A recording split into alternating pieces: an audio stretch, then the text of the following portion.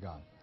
President Bush today called it, quote, a national tragedy, and the president vowed to, quote, hunt down and punish those responsible for the attacks. And there are already indications of who, or at least some of the who may have been behind them. More on that, we turn to Jim Stewart in Washington. Jim? Dan, it didn't take long, and it's unclear whether it will lead to anything, but federal investigators are on the move tonight, serving search warrants and questioning potential accomplices to these attacks. Sources say the first concrete tips were picked up from a study of the flight manifest aboard the doomed aircraft.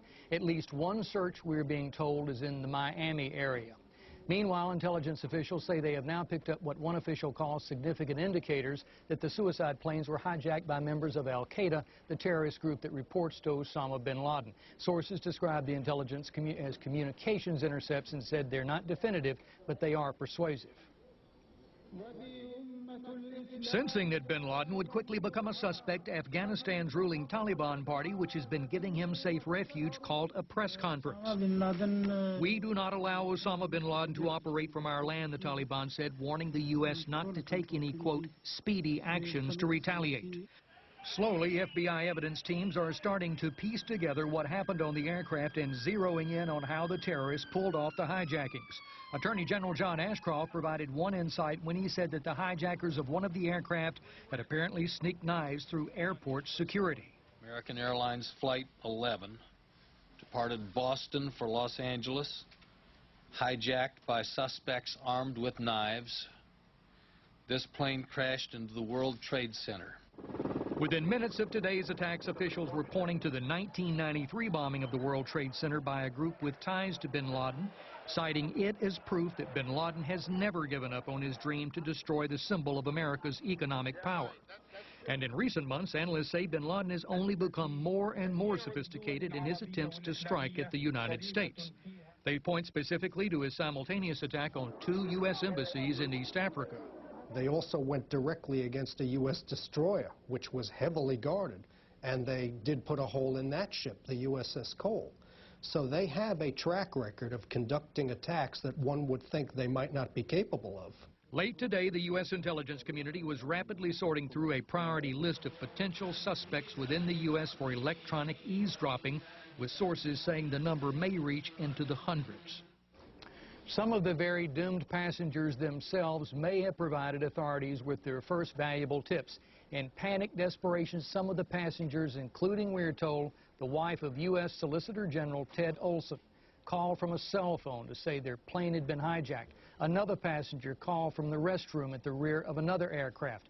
One passenger, it has been suggested, provided detailed information about one of the hijackers. The working theory by lawmen so far is that the hijackers were pilots themselves and forcefully took over the controls to dive their jets straight into the targets. Dan? Jim Stewart, live in our Washington Bureau. Join us now again for perspective and context on this. Former U.S. National Security Advisor Sandy Berger, who was in fact the National Security Advisor for 8 years straight through. Sandy Berger, question. There was a time, my recollection, in the 1980s, possibly the late 1970s, when the United States put aboard aircraft skyjack protection specialists in civilian clothes. Now that was ended. Was any thought given while you were the National Security Advisor to reinstituting that for protection aboard airliners? Not as far as I know. We had, as you remember, Dan, a spate of hijackings during the 70s and 80s. The United States intensified its airport security and essentially has had a grip on that problem for the past 10 years. We've had very little of this activity. Past tense now. And one of the things that is so staggering about today is that in 4 separate instances, people were able to get aboard planes and circumvent the security system that has worked so well for 10 years. Sandy Berger, you said it earlier, and I want to emphasize it again now. Our main focus tonight is on those people dead, missing, wounded, and their families. But as former National Security Council advisor until very recently, and one of our ranking experts. I want to expand this conversation out. There's a lot of talk now of a we will retaliate, and Senator Orrin Hatch said tonight, well, our intelligence operatives have some indications that there are links to Osama bin Laden. There's talk about, well, the Taliban in Afghanistan better dig deeper, in effect, because if it turns out Osama bin Laden did it, the Taliban's been protecting him, hiding him within their country, then he better look out. But talk to us realistically about the whole subcontinent. Both Pakistan and India are nuclear powers now. Pakistan right on the border with Afghanistan. All of this by way of saying, if it's ever decided that Osama bin Laden was responsible for this and he's still in Afghanistan, there are no easy answers about how to get him, how to retaliate. Well, I think that's an important point, Dan. Of course, let me repeat your caveat. We don't know. America proceeds on facts, not on speculation. So, number one, we have to determine what has happened here. But we're talking, if we are talking about bin Laden, about a very difficult target. This is far from nowhere, in very rough terrain.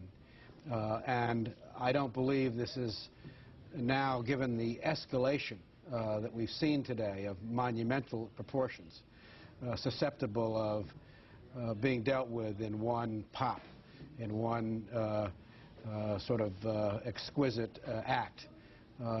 This may require the administration to look at a range of options, from economic pressure to military options that go beyond simply missiles from afar. Very quickly, Sandy Berger, because we don't have much time left in this particular segment. Can we or can we not absolutely count on the government, now a new government in Pakistan, to help with this new problem? Well, the government of Pakistan has been cooperative in some respects on terrorism. They have turned over several operatives of bin Laden, but you also have to understand that the ties between the Pakistani intelligence and military and the Taliban and bin Laden's operations are quite intermingled. And the extent to which the Pakistanis will cooperate, I think if we needed that cooperation, remains to be seen. Fair to say, open to questions. Sandy Berger, yes. Thank you very much again for being with us.